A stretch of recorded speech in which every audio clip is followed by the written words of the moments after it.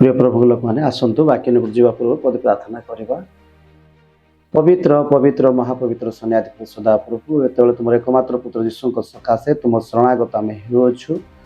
पवित्र प्रभु आत जो वाक्य आम पढ़ू बुझा निमंते पवित्र आत्मा सहायता तुम दियो। तो लोक मान तोर पवित्र वाक्य बुझे दियो से वाक्य अनुसार बचाते साहय कर। धन्यवाद। प्रार्थना शुणिल उत्तर तुम देल। प्रार्थना प्रिय जीशु नाम मांगे आमेन। प्रिय प्रभु लोक मैंने समस्त आंतरिक प्रेस लॉर्ड आंतरिक नमस्कार।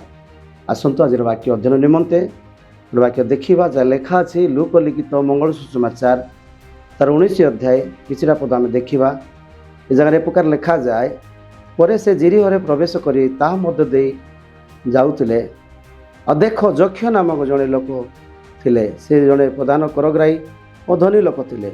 जीशु किए ताको से देखा चेष्टा करुथिले किंतु लोक मान भिड़ सकाश देखी पार नथिले कारण से बांगरा थिले। प्रिय प्रभु को लोक माने आज मुख्य प्रसंग थिला जे ईश्वर प्रति बा जीशु प्रति गोटे श्रद्धा मनोभाव गोटे प्रेमर मनोभाव। तो ये जगह आम देखिपुँ जिरीह देकर जीशु जो जाऊँच अनेक लोक भिड़ अच्छा जक्ष नाम जनक व्यक्ति से प्रधान करग्राही एवं धनी लोक थिले। आउ से जीशु को देखा निमंते से चेष्टा करुथिले किंतु ताकू बाधार कारण थिला जे से बांगरा थिला एवं से भिड़ भिड़ देखिकिना से आ देखी पार नथिले भिड़ हेतु।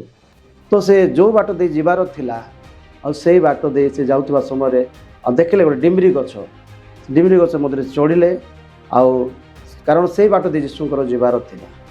तो प्रिय प्रभु को लोक मैंने मुख्य प्रसंग है जे जक्ष जीशु प्रति प्रेमर मनोभाव थिला एक श्रद्धार मनोभाव थिला।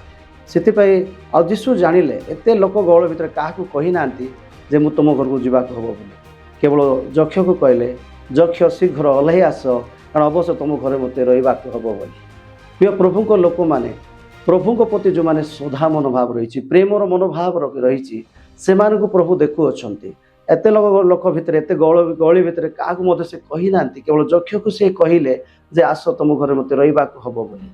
तो प्रिय प्रभु को लोक मैंने सदा बेले आम प्रभु प्रति प्रेम मनोभाव थी पड़ो श्रद्धा मनोभाव थी पड़ो।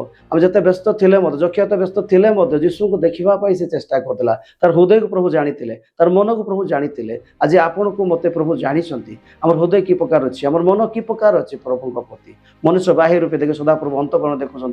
तो प्रिय माने तार जीवन को परिवर्तन करने डाकिले। आ द्वितीय पॉइंट विषय है से ग्रहण कले आनंद आतिथ्य कर गृह को नहीं गले और से समय प्रभुकर प्रेजेंस रहा प्रभु को उपस्थिति रहा और से समय निजे कहले मु ए प्रकार भूल कर से प्रकार भूल कर।